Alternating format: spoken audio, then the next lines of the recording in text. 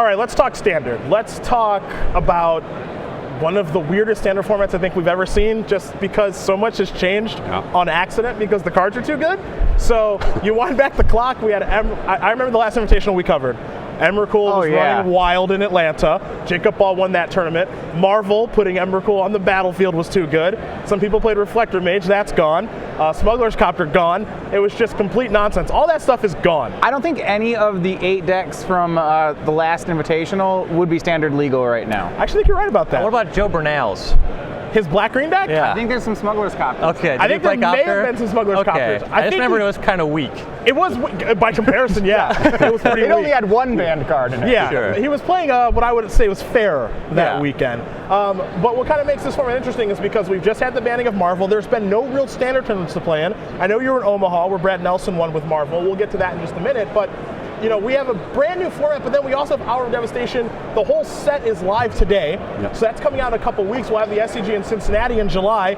So we are in this weird little grace period where this might be the only tournament where this standard format matters, which is strange, but people have to prepare for that because there's a lot on the line this weekend. And the place we're going to start is the black-green decks, because those decks have been good when Marvel was legal, when Emrakul was legal, all that stuff. They've been good the entire time. So Craig, I'm going to start with you because you've played these black-green decks. You can be Delirium, you can be Energy, you can be counters with Constrictor, you can do whatever you want.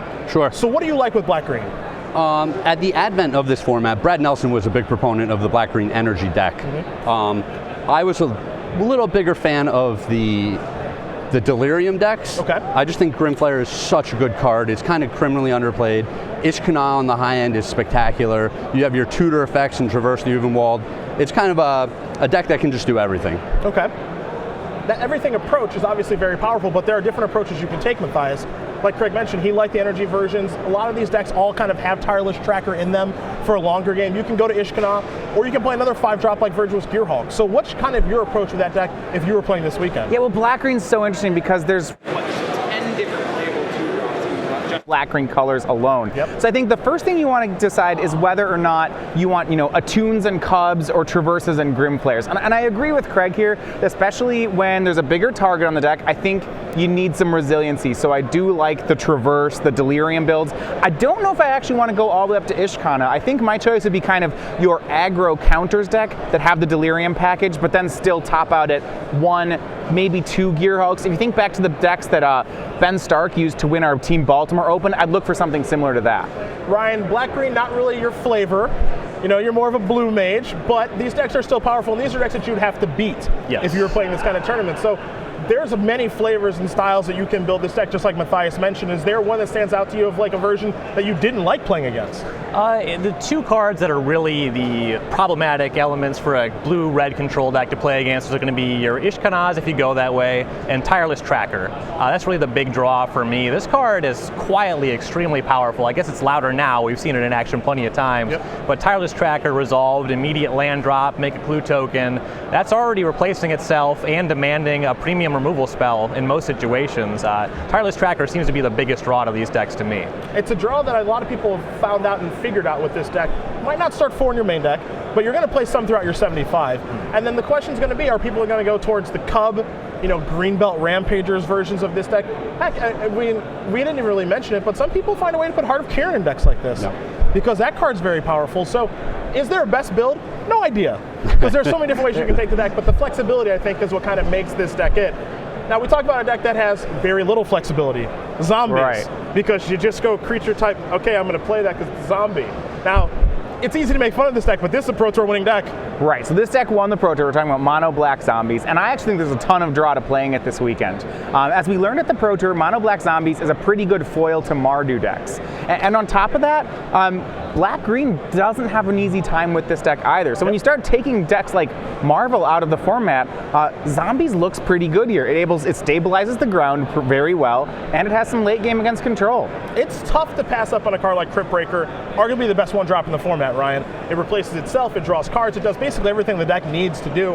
And then you've got some good high-end cards. You got Liliana's Mastery, you've got Dark Salvation as a premium removal spell, Diregraph Colossus, Relentless Dead if the game goes late. There's some appeal. I mean, it is straightforward. You and I, and basically everyone up here has known Jerry Thompson for a really long time. This is not, if we had to have guessed the deck he would have won a Pro Tour with, I would have guessed like 16 one-ofs and some unique card no one saw coming, and not 4 of a bunch of 2/2s. Yeah. But if it was good enough for him, fires. yeah, it's good enough for him. It's probably good enough for us, right? Yeah, this is definitely a very powerful deck. Previously, there was that debate: do you splash white? Do you stay monocolor? The draw to being the black-white version was because you wanted some answers to Aetherworks Marvel, which you can no longer register in standard tournaments. The mono-black deck does a great job of beating up on other mid-range decks, which is quite nice. When it's one of very few decks you have to gun for, when you don't have this Marvel deck stretching your sideboard slots in a different direction, there's a lot of hate cards that are powerful against zombies. I'm not excited when my opponent registers Magma Spray and I'm casting Crypt Breaker. That's very true. That's very true. Now, Craig, obviously you've been around the block a time or two. Linear decks like this, for a tournament like this, which is a very skill-intensive tournament, you took second place in one last year.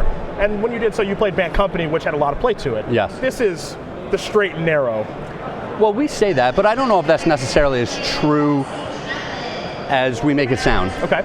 So I think there's a lot more that goes on with these decks. There's a lot of removal. There's a lot of card advantage involved with these decks. They've got some graveyard recursion. It's not just play a 1-drop, play a 2-drop, play a 1-drop and a 2-drop on 3, and attack every turn. Okay. You know, they've got pump effects, they've got recursive effects, they've got removal. There's a whole package here. It is kind of a deeper deck on the surface. Now, the one area I think this deck lacks is just a good sideboard. You know, you're kind of reaching for Transgresses and Gontis, and you know, sideboard cards, it feels like 12 through 15 aren't very good. No. I will say that. So maybe that's what's not a draw to the deck, but the main deck configuration is pretty straightforward. Yeah. Well, one thing, I think without Aetherworks Marvel being oppressive on the format, people are going to be much better positioned to take on zombies decks. I agree with that. I think it's a pretty easy deck to gun for. Yeah. And there's a lot of different ways to go about doing it. We'll get to blue-red decks in just a moment. But Matthias, you mentioned a deck that zombies kind of cleans up on. That's Mardu.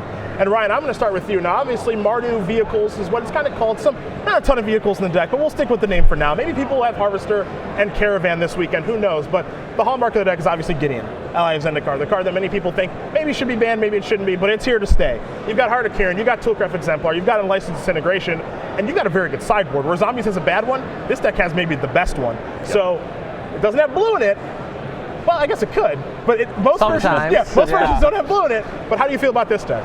This deck's really powerful, and I would actually make the argument that Heart of Kirin is the hallmark card of the deck. Gideon, very powerful. The format's kind of driven to the point now where it's kind of do or die on that Heart of Kirin action. If they have that on 2, it's hard for a lot of decks to recover. In particular, like a blue-red control deck, if you're playing Magma Spray, you can't really deal with the 4/4. You can get to Harness Lightning if you have an Ether Hub, but it can be a big ask to actually answer that card on the battlefield. And the sideboard plan is really what makes Mardu vehicles shine. It can choose to go bigger or smaller based on what the opponent is doing, and that ability to iterate in sideboarded games is what makes this a more exciting choice than zombies, for example. Craig, I'm going to come to you. Here's the thing about this Mardu vehicles deck. Mardu, I kind of want to call it Mardu Control sometimes, but then sometimes it goes Toolcraft Exemplar, Heart of Kirin, you know, Unlicensed Disintegration guy, and it's an aggro deck. Yeah. It's got a lot of flexibility to it, and it is what I like to consider, it's a 75 card deck. Where Zombies is kind of a 6 card deck, this is a 75 card deck. For sure, and you're talking about how it's the best sideboard. I actually think it has so much flexibility in the main deck. Okay. Where it gets to pick and choose if it knows what it's going to be playing against. It can play Archangel Abyssin, or it can play Glorybringer. You know, it can be bigger. We've seen it play Walking Ballistas. We've seen it be lower to the ground with just a whole bunch of 2-drops and go beat down on people. Yep. It's the flexibility of this deck to play just all premium cards, no matter what your strategy is. And none of the cards are bad, like Craig mentioned. You know, I take a look at a card like Veteran Motorist, where that card got kind of pushed out once everybody moved to Walking Ballista. I don't know if people are still in the Walking Ballista plan, but if they're not, Motorist is a really good card then. So what do you do? Well, I mean, this is just one of the strengths of the Mardu deck. In a lot of ways, this is your Jund deck of the format. This is a 3-color deck. And you talk about Modern, you'd say like when Jund gets good is when your opponents are less diverse, when Jund can, you know, pick what it's playing against. And right now, Standard is a bunch of creature decks. There's, you know, outside of blue-red, which we'll get to in a second, everybody's playing creatures. So yeah, Mardu can tee off on this. You're gonna see 3 unlicensed Disintegrations in the main. I'm seeing players out of their sideboards go back to the, you know, Oath of Liliana, Oath of Chandra, 4 Planeswalkers, 3 Fumigates plan. In this kind of metagame, I mean, we forget, the last Pro Tour, people were talking about Mardu as the only tier 1 deck. Yeah. And things kind of changed a little bit, but you got to remember that Pro Tour as well, where Mardu took the top 6 slots as well. Right. Pro Tour before that. So every good team figured out that deck was the best deck and gravitated towards it. Will the best players in the room do that this weekend? We'll find out. 2 more decks to go. One of them, Brad Nelson, a very big proponent of, he got me to play it in a PTQ in Cleveland last weekend. I lost. Thanks for asking. But it was good. I think the deck was good. This Teamer Energy deck that Brad handed to me, you've got Whirler Virtuoso, Rogue Refiner, you can go to Glorybringer, you can go to Elder Deep Fiend.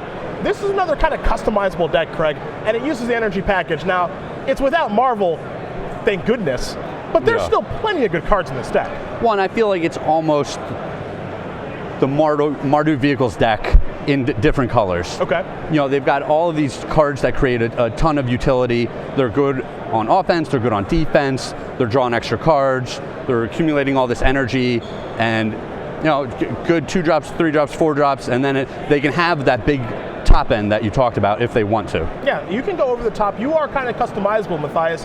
One thing I like about this deck, though, you take a look at Mardu Vehicles, that's a deck that plays 25, 26 lands. This is a deck that plays 18, 19 lands. Right. So you get to skimp a little bit because you've got a Tune with Ether, you've got Server the Conduit. Players get to cheat on lands. That's kind of appealing for this deck. So this is a deck that really we started seeing at Grand Prix Omaha, and I'm actually a little surprised to see it still in the metagame after the Marvel banning. In a lot of ways, this felt to me like a black-green energy deck. Where was this mid-range slot? It was playing some threats that are a little less efficient so that it could play counter spells, and that made sense with Marvel in the metagame. When Marvel's banned, I expected this deck to go away, but it really hasn't, and I think where it's going to go from here, I'm going to see that this weekend. Yeah, I'm curious what your thoughts are in this deck, Ryan, because you are a deck without Marvel now. You still have some powerful cards, and you still have the energy mechanic where no one else really does besides black-green energy. Blue-red kind of has a small sampling of it with Harness Lightning and Hub, but for the most part, you're abusing energy where other people are not. Is that something that's appealing to you? The abusing energy, it is nice. The payoffs are not as good as they have been previously, though sometimes Whirler Virtuoso can just come down and win a game. Say if you have 12 energy, you can make 4 Thopters immediately. That's a very significant payoff. This deck actually reads a lot like the Jund of the format, and I don't mean like the format-dominating deck. I mean the deck that's loaded up with 2-for-1s. Sure. And the better other decks in the format are capable of generating their own card advantage, the less appealing the abstract good cards deck is. This would not be my pick for the weekend, but it's certainly very powerful. I'm curious to see if Brad will go towards this strategy again, or if other players of his caliber will go towards this strategy. You're without Marvel, and that's a big loss, but Elder Deep Fiend and Glorybringer might be big games. Yep. So we'll see where players move there. And our final deck, we've teased a little bit, is Blue-Red Control. And there are other decks in the format. We know that. We know there's been a Ketra Monuments deck that's been doing well on Magic Online and some other decks because people are brewing in this brand new format. But Blue-Red Control is in this interesting spot where Torrential Gearhart is one heck of a card. We all know that, and it's kind of like, when is this thing going to break out and dominate a tournament? That's what we're all kind of waiting for at this point.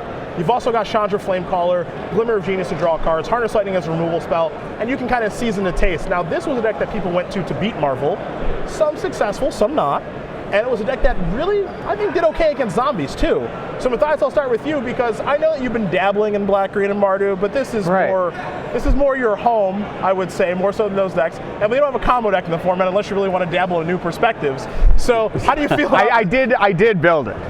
I know you did. Of course you did. Yeah, of course you did. How do we feel about Blue-Red Control? This deck's a trap. Ooh, okay. No. I mean, yeah, I would love to cast Glimmer of Genius and kill spells, but especially with Marvel gone, I'm not...